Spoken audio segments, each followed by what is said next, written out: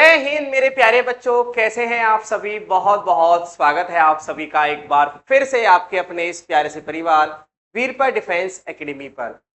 तो आज एक बेहतरीन टॉपिक करने वाले हैं जो हमारे एग्जाम पॉइंट ऑफ व्यू से बहुत ज्यादा इंपॉर्टेंट होने वाला है और बहुत ही आसान भाषा में और बहुत ही रोचक तरीके से आज हम इसको डिस्कस करेंगे। और आज के जो टॉपिक है, आज का जो चैप्टर है, इसका नाम है लाइट रिफ्लेक्शन, यानी प्रकाश और परावर्तन। बड़ा ही इंटरेस्टिंग चैप्टर है, बेहतरीन क्वेश्चंस यहां से आपको देखने के लिए मिलते हैं। आइए बहुत ही शानदार अंदाज में इस पर्टिकुलर चैप्टर को, इस पर्टिकुलर टॉपिक को खत्म करते हैं। ओके, तो फटाफट से सभी मेरे प्यारे बच्चे यहां पर जुड़ेंगे। तो welcome to the Veerpat defence academy, जो कि वन स्टॉप प्लेटफॉर्म है आपके जेएनवी, सैनिक, आरएमएस, एनडीए और सीयूईटी के लिए। ठीक है, तो आपकी जबरदस्त प्रिपरेशन यहाँ पे कराई जाती है। जैसा कि मैंने आपको बताया कि जो हमारा टॉपिक है वो क्या है, लाइट यानी प्रकाश के बारे में पढ़ेंगे कि प्रकाश क्या होता है, और रिफ्लेक्शन कि जब प्रकाश एक माध्यम से उसी माध्यम में टकरा कर वापस हो जाता है तो उसको हम क्या बोलते हैं, उसको हम परावर्तन बोलते हैं, रिफ्लेक्शन बोलते हैं। इसके अंतर्गत जो जो चीजें आती हैं उनको एक शानदार अंदाज में यहाँ पर आप और हम साथ बैठकर पढ़ते हैं। ठीक है, और एक्चुअली मैं इसको बोलूंगा कि हम यहाँ पर सीखते हैं। ओके दोस्तों, चलिए आ जाइए, मस्त तरीके से आ जाइए। तो अगर हम बात करें प्रकाश और परावर्तन में, सबसे पहले जो आएगा वो आएगा लाइट। अब सवाल पैदा ये होता है कि सर लाइट क्या है। अरे भाई सिंपल, लाइट के कारण, प्रकाश के कारण ही हम चीजों को देख पाते हैं। तो लाइट क्या है, एक ऊर्जा का स्रोत है, form of energy which enables us to see the object, जिसके कारण हम ऑब्जेक्ट को देख पाते हैं। जिस रूम में बैठकर आप अभी पढ़ रहे हो, अगर उस रूम की लाइट बंद कर देंगे तो आपके उस रूम में रखा हुआ कोई भी सामान आपको नहीं दिखेगा। ठीक है, तो इसका मतलब सामान, हम आपके घर में मान लीजिए पापा की घड़ी रखी हुई है, आपको वो दिख रही है, आपने लाइट बंद कर दी, वो आपको नहीं दिखेगी क्योंकि वहां पर ऊर्जा नहीं है। कौन सी ऊर्जा नहीं है, प्रकाश ऊर्जा नहीं है, जिसके कारण हम चीजों को देख पा रहे थे वो नहीं है। इसी को हम क्या बोलते हैं, लाइट यानी प्रकाश बोलते हैं। तो आपको याद क्या रखना है, आपको याद ये रखना है कि जो लाइट है वो एक ऊर्जा का ही रूप है, विच इनेबल्स अस टू सी, क्या, which enables us to see objects, जो ऑब्जेक्ट्स को, जो वस्तुओं को देखने योग्य बनाते हैं। ठीक है, तो प्रकाश ऊर्जा का रूप है जो हमें वस्तुओं को देखने में सक्षम बनाता है। ठीक है, ये भाई साहब हमको जब ही दिख पाएंगे जब लाइट होगी। और देखिए मैं इसको एक बाई फिगरिक एग्जांपल दिखाता हूँ। ये भाई साहब हैं, पता नहीं किसके बारे में सोच रहे हैं। अब इनको एक बड़ा सा प्यारा सा ये गुलाब का जो रोज है, यानी कि जो रोज है, गुलाब का जो फूल है, ये इनको दिख रहा है। अब जाहिर सी बात है, मैं आपको यहाँ पर ये सिखाना चाह रहा हूँ कि ये गुलाब का फूल इनको इसलिए दिख पा रहा है क्योंकि यहाँ से सन की लाइट इस पर पड़ रही है और वही लाइट यहाँ पर आ रही है, यानी इस तरीके से आपको दिख रहा है। तो एक इमेजिनेशन बन रही है कि भाई यहाँ पर क्या है, फूल है, और अगर ये सन की लाइट ना आए, यही फूल अगर अंधेरी जगह रखा हुआ है तो नहीं दिख पाएगा, क्योंकि लाइट यहाँ से टकरा कर आएगी ही नहीं हमारे पास। ठीक है, तो इस तरीके से यहाँ पर हम कह सकते हैं कि भैया जो ऊर्जा हमें देखने के काबिल बनाती है उसी को हम प्रकाश बोलते हैं। क्या बोलते हैं, प्रकाश बोलते हैं, लाइट बोलते हैं, जिसके कारण हम चीजों को आसानी से देख पाते हैं। ठीक है, अब ये जो लाइट है ना, ये जो प्रकाश है, इसकी कुछ फीचर्स होती है, कुछ विशेषताएं होती हैं। जैसे आपकी कुछ विशेषताएं होती हैं, हमारी कुछ विशेषताएं होती हैं, ऐसे ही लाइट की भी कुछ फीचर्स होती हैं। तो आइए लाइट की फीचर्स को समझते हैं, लाइट की प्रॉपर्टीज को वन बाय वन समझते हैं कि लाइट हमसे कहना क्या चाह रही है, कौन कौन सी चीजें हैं जो लाइट अपने अंदर गुणों की तरह भरे हुए रखता है। पहला पॉइंट देखो, अगर मैं आपसे बात करूं, ये फिगर आपको क्या दिखा रही है, ये फिगर आपको ये शो कर रही है कि ये जो लाइट है ये दोस्तों हमेशा स्ट्रेट लाइन में ट्रेवल करती है, सीधी रेखा में चलती है। आप यहाँ पर देखिए, ये कैंडल है, आपको जब भी दिख पाएगी, इस गुड़िया को जब भी दिख पाएगी जब यहाँ पे ये कैंडल जल रही है। अगर आपने इस पाइप को मोड़ दिया तो ये कैंडल आपको नहीं दिख पाएगी। इसका मतलब ये है कि लाइट हमेशा स्ट्रेट सीधा चलती है। ठीक है, तो यहाँ पर कैंडल यानी मोमबत्ती को देख पा रहा है कोई भी व्यक्ति, है ना, ये प्यारी सी गुड़िया, बट यहाँ पे नहीं देख पा रही है। जो ये इलस्ट्रेट करता है, छोटी क्लासेस में हमने एग्जाम्पल पढ़ा है, जो ये शो करता है भाई कि लाइट किस में चलती है, स्ट्रेट लाइन में ट्रेवल करती है। लाइट किस किस में ट्रेवल कर सकती है, तो आपको पता होना चाहिए, किसी मीडियम में कर सकती है या फिर वैक्यूम में कर सकती है। सर ये वैक्यूम क्या है, पढ़ेंगे। वैक्यूम एक ऐसी जगह है जहां पर कोई भी पार्टिकल्स मौजूद नहीं होता है। ठीक है, तो मीडियम और वैक्यूम, दिस इज ऑल, इसी को हम नाम दे देते हैं रेक्टिलिनियर प्रोपोगेशन ऑफ लाइट। तो लाइट के चलने को हम प्रोपोगेशन ऑफ लाइट बोलते हैं, जिसको हिंदी में रेखीय प्रसार बोला जाता है। तो प्रकाश किसी माध्यम में निर्वात में कैसे चलेगा दोस्तों, हमेशा याद रखना है आपको, सीधी रेखा में चलेगा, और इसी को हम क्या बोलेंगे, रेक्टिलिनियर यानी कि रेखीय प्रसार बोलेंगे। और ये इसका छोटा सा एक्सपेरिमेंट है जिससे हम श्योरली कह सकते हैं कि हाँ भाई जो लाइट है वो स्ट्रेट डायरेक्शन में ही चलेगी, सीधी ही चलेगी, यानी रेक्टिलिनियर प्रोपोगेशन के फॉर्म में ही चलेगी। आगे बात समझ में, और भी कुछ प्रॉपर्टीज होती हैं सर, आइए देखो, ये है आपका सन, है ना, सन, और ये है आपकी अर्थ। ठीक है, तो अगर हम आपसे बात करें कि सन से कुछ जो लाइट है इस अर्थ तक जाती होगी, है ना, आप बोलोगे सर हाँ बिल्कुल जाती होगी। तो सन से अर्थ तक इस प्रकाश को जाने में जो लगने वाला समय होता है मेरे प्यारे बच्चों, वो होता है 8 मिनट। ये आपको 8 मिनट जो डिजिट है ये बिल्कुल अच्छे से याद रखनी है, 19 सेकंड याद हो या ना हो। ठीक है, तो सूर्य से पृथ्वी पर पहुंचने में इसे कितना समय लगता है, 8 मिनट 19 सेकंड का समय लग जाता है। ये एक पॉइंट हो गया। दूसरा पॉइंट जो इसके बारे में आपको जानना है कि it is a transverse wave, ये एक अनुप्रस्थ तरंग होती है, और ये मेरे प्यारे बच्चों बहुत ज्यादा इंपॉर्टेंट, इसको बड़े ध्यान से समझना, ये एग्जाम में छपने वाला क्वेश्चन है।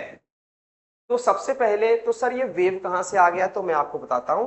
जो लाइट है वो डुअल नेचर होता है, दोहरी प्रकृति होती है, उसका पार्टिकल नेचर भी होता है और उसका वेव नेचर यानी तरंग प्रकृति भी होती है। तरंग प्रकृति को इस तरीके से आप समझ सकते हैं कि जो लाइट है वो इस तरीके से भी ट्रेवल करती है।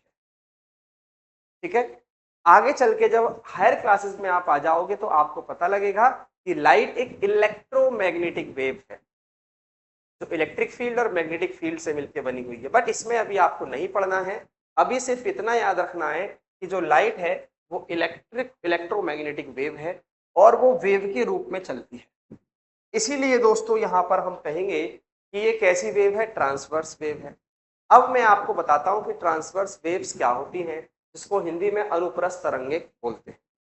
इसकी एक बहन और होती है जिसको हम लॉन्गिट्यूडनल वेव बोलते हैं। क्या बोलते हैं, लॉन्गिट्यूडनल, इसको ट्रांसवर्स वेव बोलते हैं। तो इसकी एक बहन समझ लो या भाई समझ लो, उसको हम क्या बोलते हैं, उसको बोलते हैं लॉन्गिट्यूडनल वेव्स। हिंदी में क्या बोलेंगे, अनुदैर्घ्य, जैसे ये अनुप्रस्थ है इसको हम क्या बोलते हैं, अनुदैर्घ्य बोलते हैं। ठीक है, अनुदैर्घ्य तरंग। ठीक है, अब सवाल पैदा ये होता है कि इन दोनों तरंगों में क्या डिफरेंस होता है, इनके क्या एग्जाम्पल होते हैं। तो सीधी सी बात है, ट्रांसवर्स वेव का जो एग्जाम्पल है वो क्या है, लाइट वेव है, क्योंकि हम किसके बारे में पढ़ रहे हैं भाई, हम लाइट के बारे में पढ़ रहे हैं। अब देखिए होता क्या है, मैं आपको बताता हूं।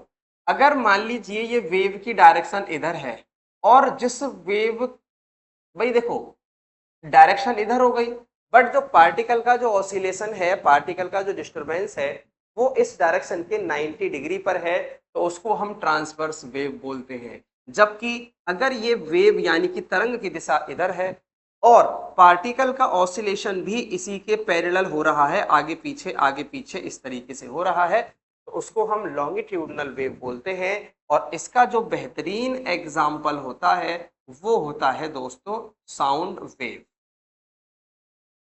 ठीक है, जिसको आप ध्वनि तरंग कहते हैं। क्या बोलते हैं, ध्वनि तरंग कहते हैं। सर ये साउंड वेव के बारे में आपको क्यों बता रहे हो, क्योंकि साउंड नामक चैप्टर भी आपके सिलेबस में है जो आपको अच्छे से पढ़ना है, अच्छे से समझना। ठीक है, आइए इसको और फिगर से देखो मैं आपको बताता हूं। मान लीजिए अगर हम ट्रांसवर्स की बात करते हैं तो ये क्या है, देखो ये वेव इस तरीके से चल रही है ऊपर नीचे, और देखो ये ऊपर नीचे तो हो ही रही है और आगे भी चल रही है, आगे भी चल रही है और ऊपर नीचे भी पार्टिकल का मोशन हो रहा है, मतलब कि 90 डिग्री पर हो रहा है। इसको देखिए, ये देखो आगे चल रही है बट इसका जो मोशन है वो कैसा है, आगे पीछे पैरेलल, इसमें परपेंडिकुलर है ना, ऊर्ध्वाधर, इसमें समांतर है।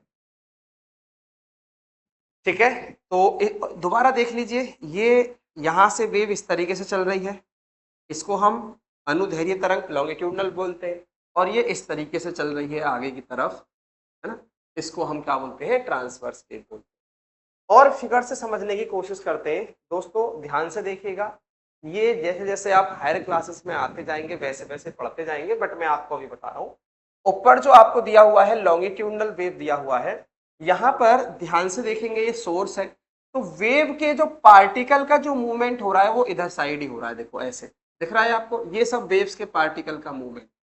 वेव का प्रोपोगेशन कहां पर है, ये रही डायरेक्शन वेव की, ये जो ब्लैक लाइन से दिखाई गई ये तो वेव की डायरेक्शन हो गई, और पार्टिकल जो मूव कर रहे हैं वो भी ऐसे ही कर रहे हैं, ये साउंड वेव होती है। ठीक है, क्या होती है, साउंड वेव होती है।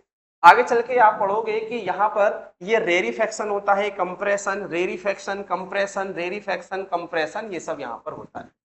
मतलब जहां पर पार्टिकल पास पास है उसको कंप्रेशन संपीड़न कहते हैं, जहां पार्टिकल दूर दूर है वो रेरिफ्रैक्शन बोलते हैं, विरलन उसको बोलते हैं। ठीक है, इसका जो रीजन होता है वो प्रेशर डिफरेंस होता है। अब सर आप ज्यादा डीप में घुस गए, इतने डीप में हमें नहीं जाना, बस हमें इतना याद रखना है कि लॉन्गिट्यूडनल वेव्स में जो पार्टिकल होंगे वो वेव की डायरेक्शन के अलोंग होंगे, पैरेलल होंगे, इस तरीके से। जबकि ट्रांसवर्स में, अनुप्रस्थ में आप देखेंगे यहाँ पर, ये देखो ये सोर्स हो गया ये, और ये डायरेक्शन हो गई वेव के प्रोपोगेशन की। ठीक है, और ये पार्टिकल देखो किस तरीके से मूव कर रहा है, ये पार्टिकल है, ये देखो पार्टिकल जो रेड रेड रेड रेड दिख रहा है ना आपको, ये पार्टिकल है। तो पार्टिकल कैसे ऊपर नीचे इस तरीके से मूव कर रहा है, तो इसकी डायरेक्शन वेव के प्रोपोगेशन की डायरेक्शन के कैसे हो गई, परपेंडिकुलर। तो ये दो अंतर होते हैं, और ये डिफरेंस मैंने आपको बताई दिए हैं। ट्रांसवर्स में आपको याद रखना है लाइट वेव, और लॉन्गिट्यूडनल में आपको याद रखना है साउंड वेव। ठीक है, साउंड वेव को ध्वनि तरंगे बोलते हैं, तो लाइट वेव को प्रकाश तरंगे बोलते हैं। ठीक है, ये इंपॉर्टेंट पॉइंट था, एग्जाम पॉइंट ऑफ व्यू से बहुत इंपॉर्टेंट है। आइए नेक्स्ट पॉइंट पर चलते हैं, वो है velocity of light in vacuum. ये भी बड़ा इंपॉर्टेंट पॉइंट है कि निर्वात में प्रकाश का जो वेग होगा वो कितना होगा। सबसे पहले तो निर्वात का मतलब होता है एक ऐसा डिब्बा लीजिए, उसके अंदर कुछ भी ना हो, खाली डिब्बा हो, इवन डेट उसकी हवा को भी बाहर निकाल दीजिए, क्योंकि हवा होगी तो कुछ पार्टिकल्स होंगे। ऐसी सिचुएशन अगर हम बना लेते हैं तो उसको हम निर्वात बोलते हैं, उसको हम वैक्यूम बोलते हैं। क्योंकि अब आप सोचिए, कोई ऐसा घर जिसके अंदर कोई पार्टिकल नहीं है, तो उसके अंदर तो हम बहुत तेजी से दौड़ेंगे, तो सबसे जो ज्यादा स्पीड ऑफ लाइट होगी वो वैक्यूम में होती है। अब कितनी होती है देखो, 3 इंटू 10⁸ मीटर पर सेकेंड, ऐसे लिख सकते हैं या ऐसे लिख सकते हैं। ये कहाँ होती है, ये होती है निर्वात में, यानी कि वैक्यूम। आगे बात समझ में, आप बोलोगे यस सर। अब ये हम रट लेते हैं, इसको याद कर लेते हैं, समझने की कोशिश ही नहीं करते। देखो बेटा, आपको पता है कि 1 किलोमीटर में 1000 मीटर होते हैं। हाँ, अब मैं अगर आपसे बोलता हूं कि 1 मीटर में, तो उल्टा हो जाएगा, 1/1000 किलोमीटर हो जाएंगे। तो ऐसे ही ये मीटर पर सेकंड है, इसको मुझे किलोमीटर पर सेकंड बनाना है। तो देखो सबसे पहले तो इसका मतलब ही समझ लो, 10 के आगे 8 जीरो हैं, 3 6 तो 8, इसका मतलब ये है। ठीक है, इसका मतलब पहले तो ये समझ लो, 10⁸ का मतलब 8 जीरो लगी हुई है, 1 2 3 4 5 6 7 8। ठीक है, अब बात आती है मेरे प्यारे बच्चों कि सर अब इसी को मुझे लिखना है किलोमीटर में। तो 1 मीटर में 1/1000 है, तो इसका मतलब 1/1000 से इसको मल्टीप्लाई कर देंगे, 3 जीरो गायब हो जाएंगी, तो ये बचेंगी ये, और इसको हम बोलेंगे kilometre per hour, sorry kilometre पर सेकंड।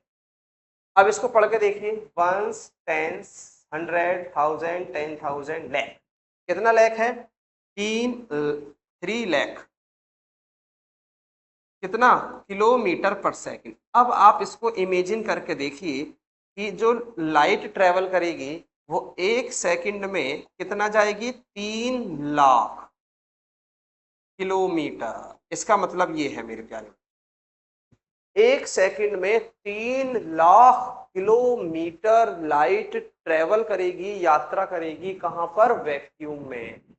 पॉइंट इंपॉर्टेंट है, आपको याद रखना है। आपसे पूछा जाए कि प्रकाश का जो वेग है निर्वात में कितना होता है, ये मिलता है तो इसको करेंगे, ये मिलता है तो इसको करेंगे, ये मिलता है तो इसको करेंगे, सब का मतलब सेम है। और हम इसको ऐसे भी लिख सकते हैं, 3 इंटू 10⁵ किलोमीटर पर सेकेंड, ये भी हम लिख सकते हैं। क्योंकि यहाँ पर 8 है मीटर के साथ, तो किलोमीटर के साथ 5 हो जाएगी, क्योंकि 1000 से डिवाइड हो जाएगा। आई होप की बात आपको समझ में आ गई होगी, ठीक है, अच्छी तरीके। तो ये कुछ पॉइंट्स हैं, ये पॉइंट्स आपको याद रखने हैं, एग्जाम पॉइंट ऑफ व्यू से बहुत इंपॉर्टेंट है। ये सभी हमारी क्या होती है? लाइट की प्रॉपर्टीज होती है, ठीक है। अब बात करते हैं, अगर यही लाइट रे किसी भी सरफेस पर इंसिडेंट होती है तो क्या होता है?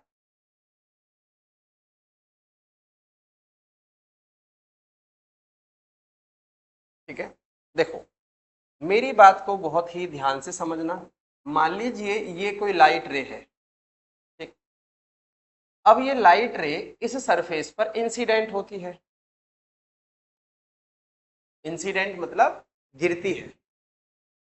तो जब भी किसी सरफेस पर कोई लाइट रे आएगी तो उसके साथ में 3 घटनाएं घट सकती हैं, 3 चीजें हो सकती हैं।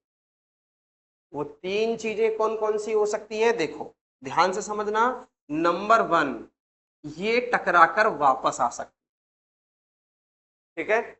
इस प्रोसेस को हम बोलते हैं रिफ्लेक्शन, हिंदी में बोला जाता है परावर्तन, ठीक है।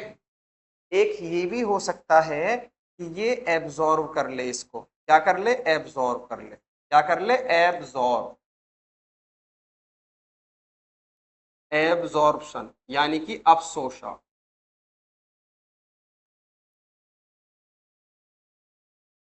या ये भी हो सकता है कि ये पार निकल जाए, इसको हम बोलते हैं ट्रांसमिशन।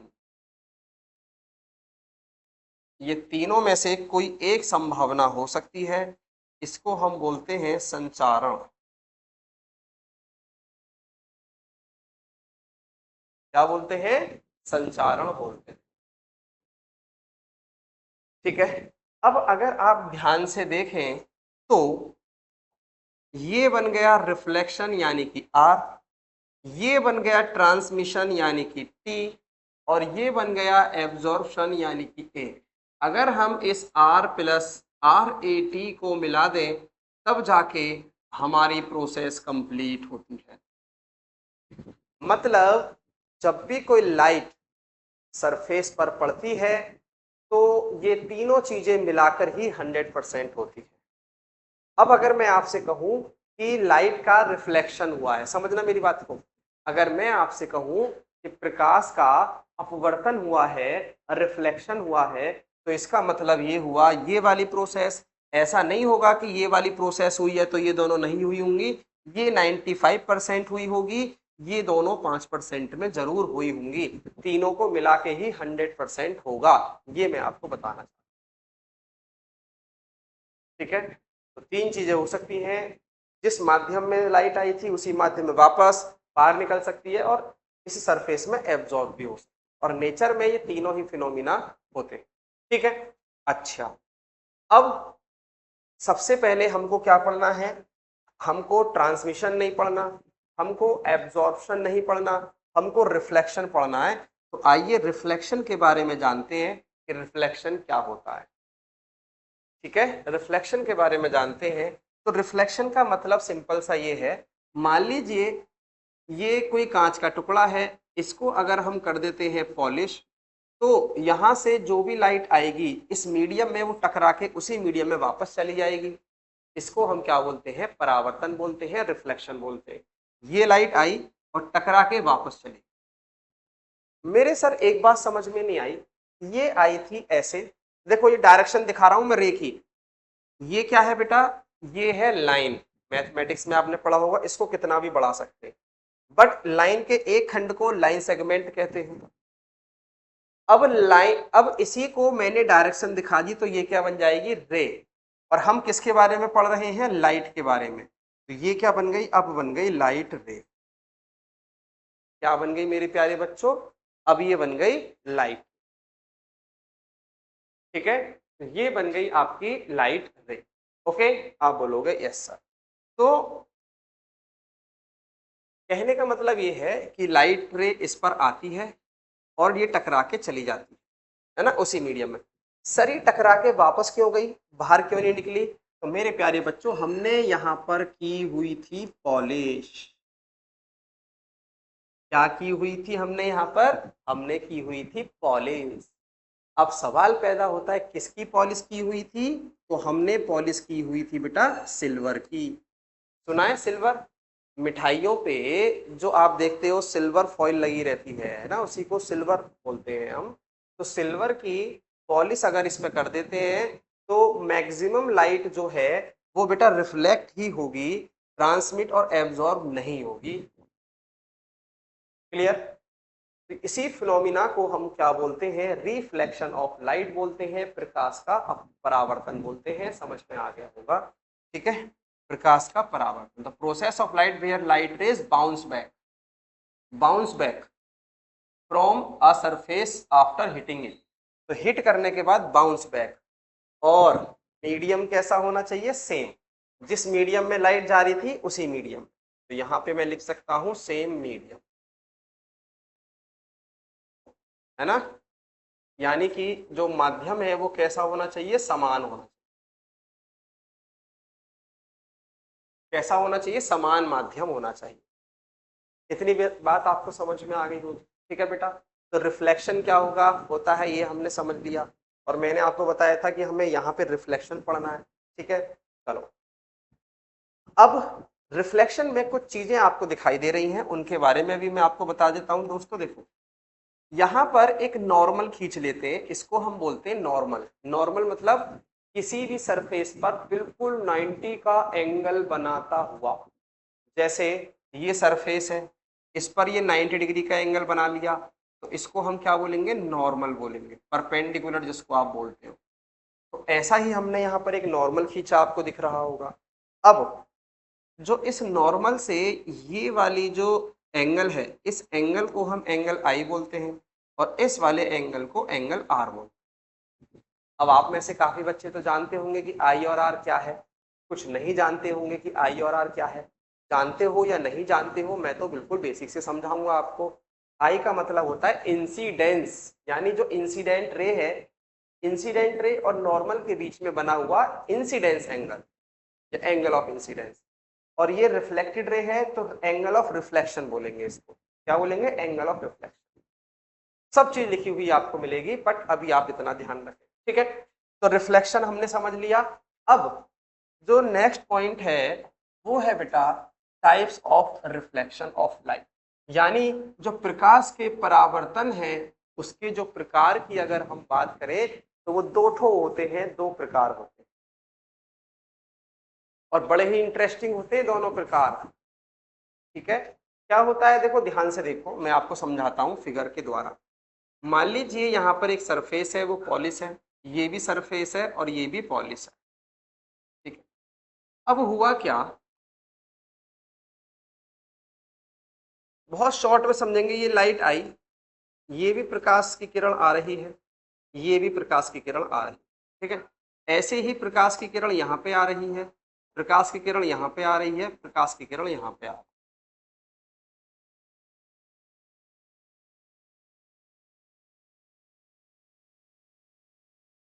ठीक है?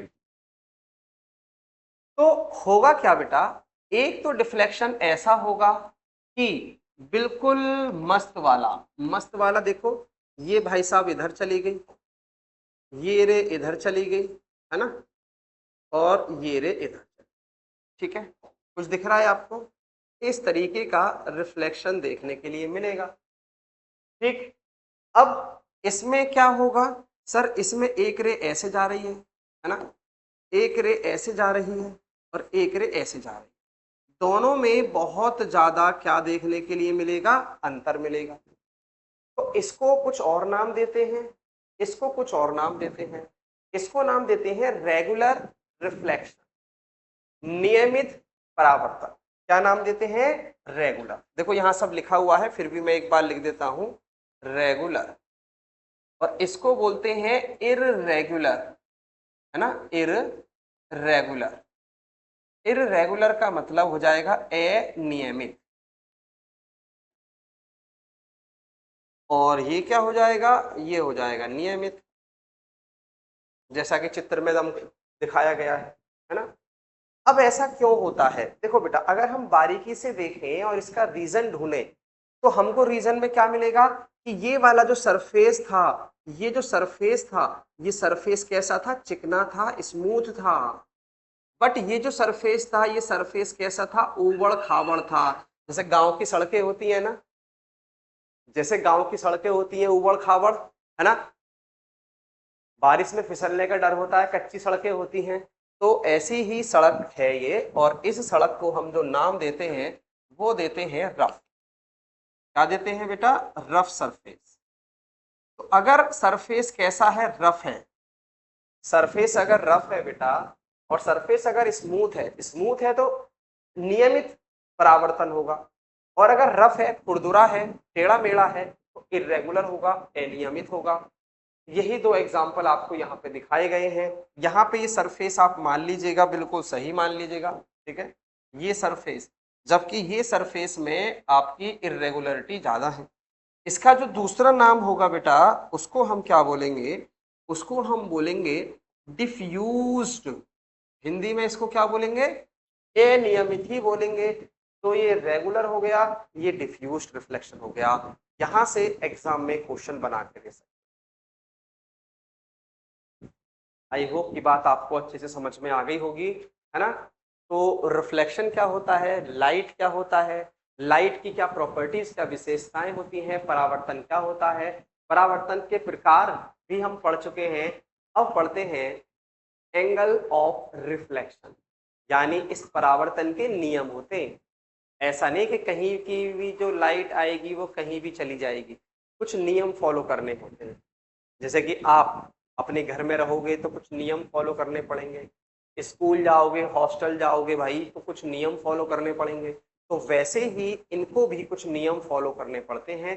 दो नियम आपको इसमें याद रखने, ठीक है। देखो, law of reflection of light, प्रकाश के परावर्तन के नियम।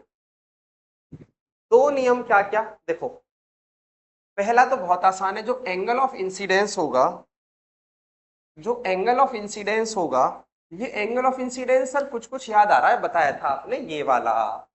सब चीज में भाई पेशेंस रखो, एक एक चीज समझ में आएगी, ये मेरी गारंटी। ये है किस किस के बीच में बन रहा है एंगल आई? सर इंसिडेंट रे, जो आपतित किरण है उसके, और नॉर्मल यानी जो अभिलंब है, उनके बीच में बनने वाले। और जो अभिलंब है और रिफ्लेक्टेड रे है, उसके बीच में बनने वाले एंगल को हम क्या बोलेंगे? Angle of reflection. इसको हम क्या बोलेंगे? Angle R. अब हिंदी वाले प्यारे बच्चे देख लो, इसको बोलते हैं आपतन कोण और परावर्तन कोण, ठीक है। तो आपतन कोण हो गया एंगल आई, और ये हो गया एंगल आर। दोनों कैसे होते हैं? बराबर। यहां से क्वेश्चन आ सकता है एग्जाम में, कैसे? आपसे पूछा जाएगा कि अगर ये कोई सरफेस है, यहां से कोई लाइट आती है 20 डिग्री के एंगल पर, तो टकरा कर वो कितने के एंगल पर वापस जाएगी? आप बोलोगे सर 20 से आई है, चुपचाप 20 से चली जाएगी, चुपचाप, क्योंकि ये हमारा नियम है। अगर सरफेस स्मूथ है तो 20 से आई है तो 20 पर वापस चली जाएगी। आगे बात समझ में, ठीक है। तो पहला नियम हमको याद हो गया होगा, क्लियर है। और चाहो तो मैं यहाँ पे ये भी लिख देता हूँ, इसको इंसिडेंट रे बोलते हैं, हिंदी में आपतित किरण बोलते हैं, आपतित। और इसको बोलते हैं परावर्तित किरण। क्या बोलते हैं?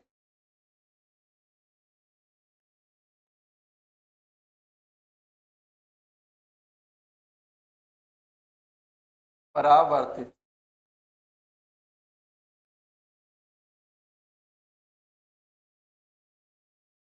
परावर्तित किरण, ठीक है, बात समझ में आ गई। तो आपतित हो रही है, इंसिडेंट, रिफ्लेक्शन, आपतित, परावर्तन, और इनके बीच का एंगल आपतन कोण, परावर्तन कोण, दोनों कैसे होंगे? बराबर, ठीक है। चलो, दूसरी चीज क्या होती है, देखो यहाँ पे लिखी हुई है भाई, इंसिडेंट रे तीन चीजें हो गई है ना, मैं आपको दिखा देता हूं। पहली इंसिडेंट रे, और दूसरी ये रिफ्लेक्टेड रे, और तीसरी ये नॉर्मल। आइए हिंदी इंग्लिश दोनों देख लेते हैं। Incident ray, reflected ray and the normal, ठीक है। एक टर्म और आया है पॉइंट ऑफ इंसिडेंस, ये क्या है? इस टर्म को, इस पॉइंट को बोलते हैं point of incidence, point of incidence. Point of incidence का मतलब है क्या? आपतन बिंदु, हिंदी में क्या बोलेंगे इसको? आपतन बिंदु।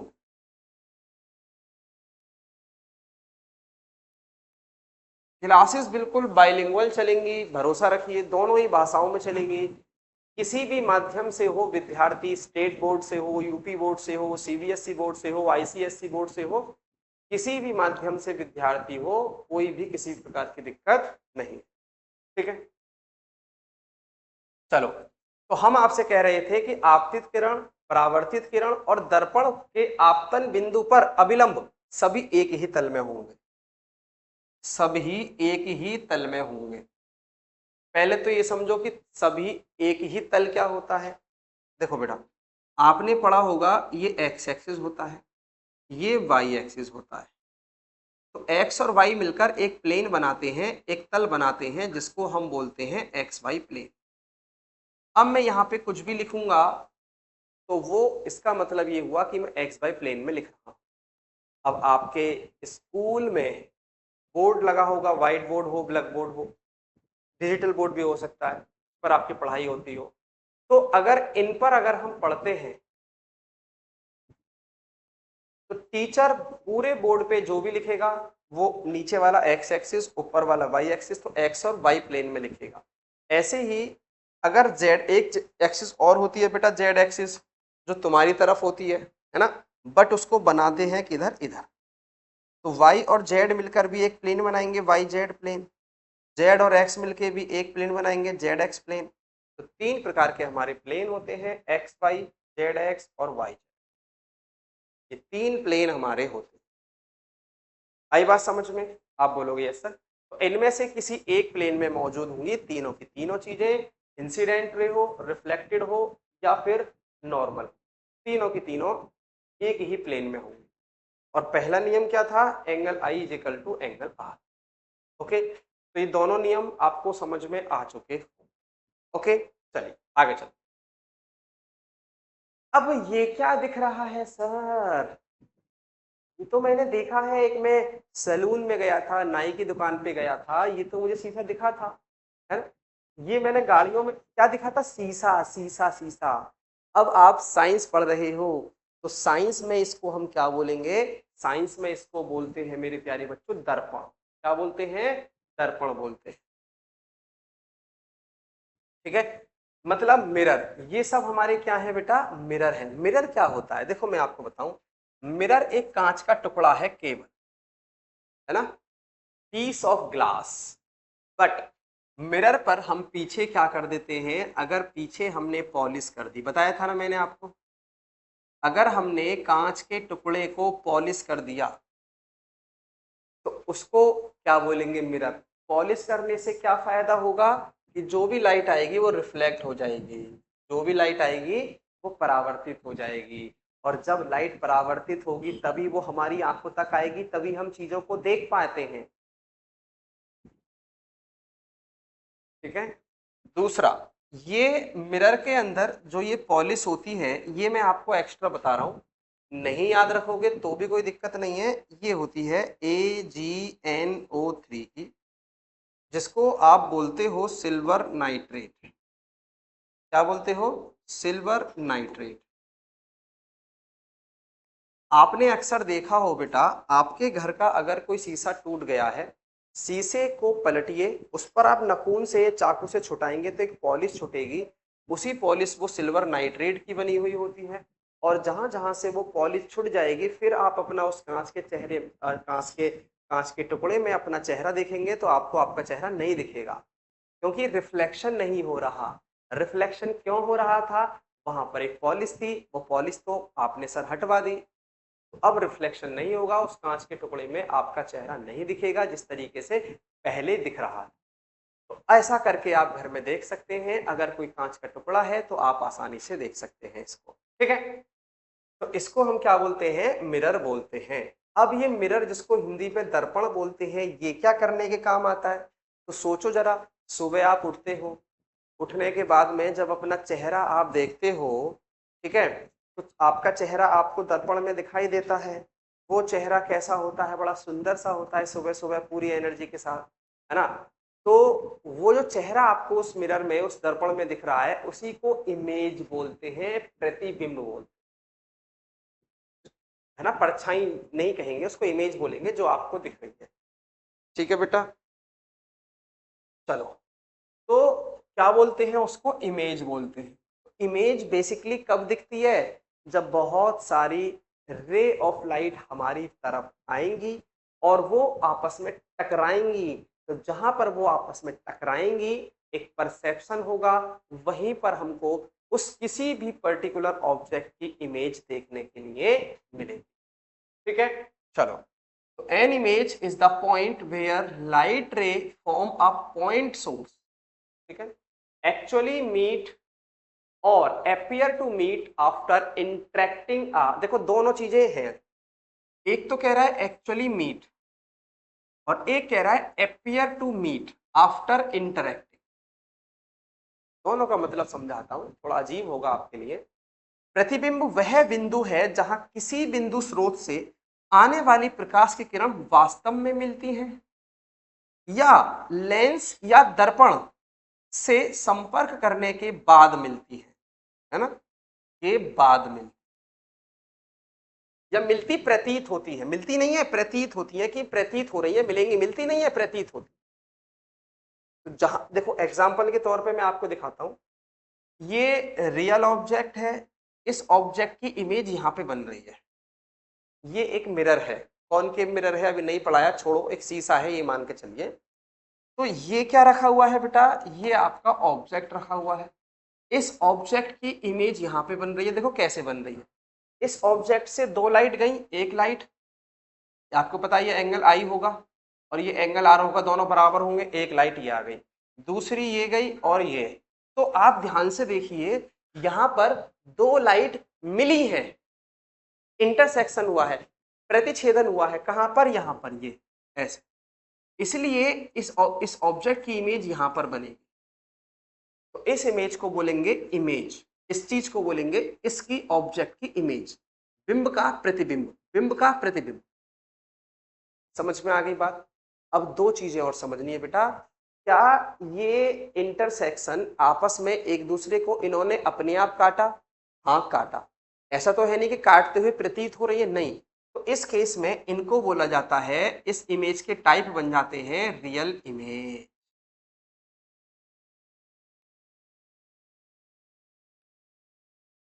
क्या बनता है बेटा? वास्तविक। क्या बनता है? वास्तविक प्रतिबिंब। अब आप बोलोगे अरे सर, क्यों बार बार प्रतिबिंब बोल रहे हैं आप, क्यों बार बार प्रतिबिंब बोल रहे हैं आप, है ना। इमेज ही ज्यादा सही लग रहा है, हिंदी वाले भी ये सोच रहे होंगे कि सर प्रतिबिंब मत बोलिए, है ना। एनीवे, चलो। तो इसका मतलब ये हुआ, जब मैंने यहां पर आपको लिखवाया एक्चुअली मीट, जब लाइट मिलेंगी तो इमेज कैसे बनेगी? रियल। और अपियर्स टू मीट वाली कंडीशन में जो इमेज बनेगी वो कैसी बनेगी बेटा? वर्चुअल। इसको हिंदी में हम बोलते हैं आभासी। क्यों? हमें आभास हो रही है, बनी नहीं है, आभास हो रही है। एग्जाम्पल दूं वर्चुअल इमेज का? जब आप सुबह स्कूल जाते में अपने आप को देखते हो तो आपको क्या दिखाई देता है? आपको अपना सुंदर चेहरा दिखाई देता है। क्या वो वाकई सुंदर चेहरा शीशे के पीछे है? नहीं। तो उस केस में जो बनने वाली जो इमेज होती है वो झूठ मूठ की काल्पनिक इमेज होती है, जिसको हम आभासी बोलते हैं। वो कब बनती है? जब दो या दो से अधिक light rays appear to meet, यानी प्रतीत होंगी। ये पहचान है। तो हमने मिरर समझा, कांच का टुकड़ा जिसको पॉलिश कर देंगे। अब उस पर कोई लाइट रे टकराएगी, टकराकर वापस जाएगी, वापस जाके अगर दो लाइट रे मिलती हैं आपस में तो वहां पर वो इमेज बनाएंगी। ये सच में मिलती है तो उस इमेज के भी दो पार्ट हैं, सच में मिलती है तो इमेज रियल, झूठ मूठ की मिलती है तो वर्चुअल। सिंपल।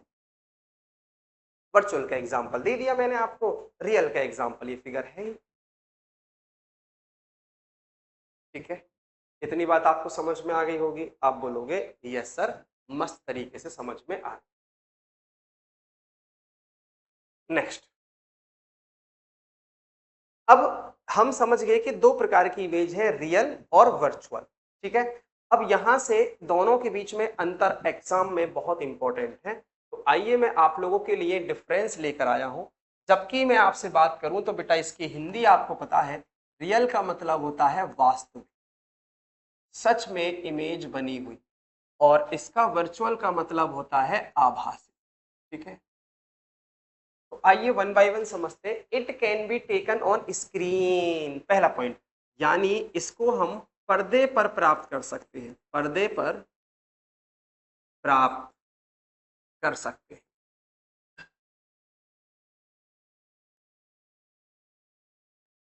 ठीक है बेटा, इसको नहीं कर सकते, सिंपल, एक को याद करना है, दूसरा इसका अपोजिट हो जाएगा। पर्दे पर प्राप्त करना, जैसे कि सिनेमा में हम मूवीज देखते हैं तो पर्दे पर प्राप्त कर रहे हैं उनको, तो वो रियल इमेज हो।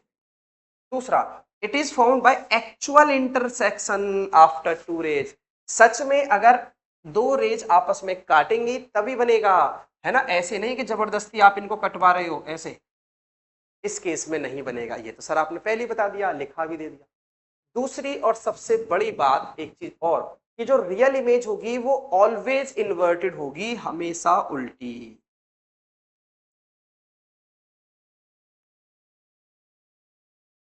अब आपसे मैं कहूं कि इमेज जो बन रही है आपकी उल्टी बन रही है, तो आप समझ जाओगे ओबे तेरी की रियल इमेज है ये तो।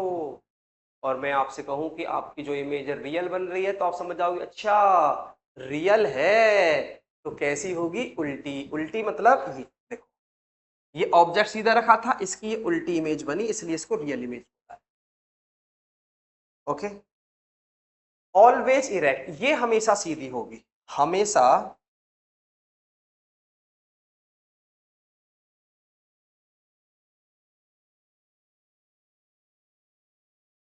ये हमेशा कैसी होगी बेटा? हमेशा सीधी। मैं आपसे कहूं कि हाँ भाई एक संतरे की इमेज बनाई और वो इमेज सीधी बन रही है, तो आप खट समझ जाओगे कि अच्छा सर वर्चुअल इमेज की बात कर रहे हैं, वर्चुअल इमेज की बात कर रहे हैं। ठीक है, आई बात समझ में? ओके, चलो, तो हमेशा सीधी होगी और ये हमेशा उल्टी। एक चीज और याद कर लो बेटा, देखो ये हमेशा जो बन रही है ना, शीशे के सामने बनेगी और वो शीशे के पीछे बनेगी, यानी मिरर के पीछे, है ना। तो इस पॉइंट को भी लिख देता हूं मैं चौथा पॉइंट करके, इसको हम लिखेंगे बिहाइंड, नहीं नहीं नहीं सॉरी, ये कहां बनेगी? शीशे के सामने, तो इन फ्रंट।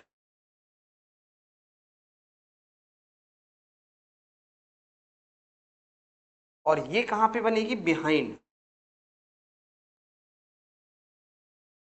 मतलब ये बनेगी पीछे और ये बनेगी सामने। किसके सामने? दर्पण के। ठीक है, ये दर्पण के सामने, ये दर्पण के पीछे बनेगी। ठीक है, समझ में आ गई बात? ये चार डिफरेंसेस हैं जो आपको याद रखने हैं रियल और वर्चुअल इमेज में। तुरंत पूछ लीजिएगा, कोई भी दिक्कत हो तो, वैसे होगी नहीं मेरे प्यारे बच्चों, ठीक है। अच्छा, अब सर आपने ये भी बता दिए कि भैया मिरर्स क्या होते हैं, मिरर से इमेज बनती है जो कि दो प्रकार की होती है, दोनों में डिफरेंस भी बता दिया। अब सर मिरर भी क्या एक ही प्रकार के मिरर होते हैं क्या? यहाँ पे आपको देखेंगे तो अलग अलग मिरर दिख रहे हैं बेटा आपको। यहाँ पर ये कॉन्वेक्स मिरर है, ये कौन सा मिरर बता दिया, सब बताऊंगा आगे। ये गोल गोल दिख रहा है, ये प्लेन मिरर्स है, ठीक है। ये कॉन्वेक्स भी हो सकता है, ठीक। तो अगर हम बात करें कि सर टाइप्स ऑफ मिरर, तो देखो कुछ बच्चों को गलतफहमी हो जाती है कि टाइप्स ऑफ मिरर दो होते हैं। वो बोलते हैं कॉनकेव कॉन्वेक्स, होते तो दो ही हैं, बट देखो उसका क्लासिफिकेशन किस शानदार तरीके से करते हैं। देखो बेटा,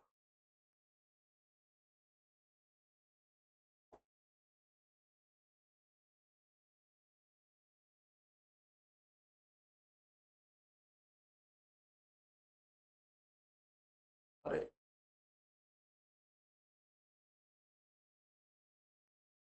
ठीक है,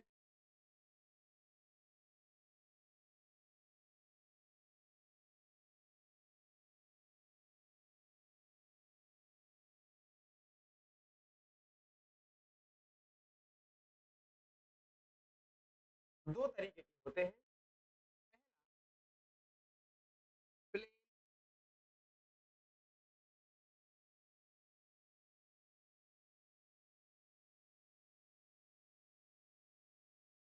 समतल दर्पण, ठीक है बेटा, समतल दर्पण, प्लेन मिरर। और ये बहुत इंपॉर्टेंट, इंपॉर्टेंट का मतलब है बहुत ज्यादा सवाल आपको यहां से देखने के लिए मिलेंगे। ओके, नेक्स्ट होता है स्फेरिकल मिरर।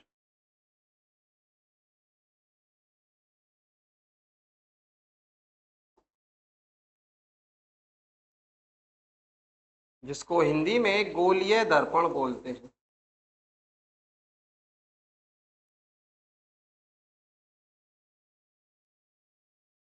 ठीक है सर, हमने तो कॉनकेव कॉन्वेक्स सुना था। हाँ बिल्कुल सुना होगा, हम कहाँ झूठ बोल रहे हैं। आप सुनोगे तो कोई गलत चीज थोड़ी ना सुनोगे। तो मेरे प्यारे बच्चों, वो भी फर्दर दो प्रकार के होते हैं।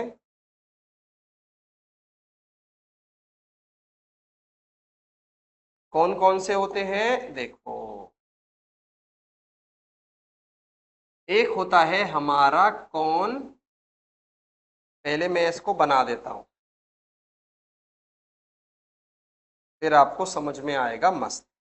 एक होता है हमारा कॉन्वेक्स, जिसको आप बोलते हो उत्तल, और एक होता है हमारा कॉनकेव, जिसको आप बोलते हो अवतल। ठीक है, तो दो प्रकार के हमारे मिरर हो गए, दर्पण हो गए। गोलीय दर्पण दो प्रकार के हो गए, कॉन्वेक्स और कॉनकेव। ये बनते कैसे हैं, दिखते कैसे हैं, देखो। एक कांच का टुकड़ा, उसको हमने सिंपल पॉलिश कर दिया, ये उदाहरण होगा प्लेन मिरर का। बट एक स्फेरिकल मतलब हमने गोला लिया, और इस गोले में हमने क्या किया, दो बहुत प्यारे से कट मार दिए। एक तो ये कट मार दिया,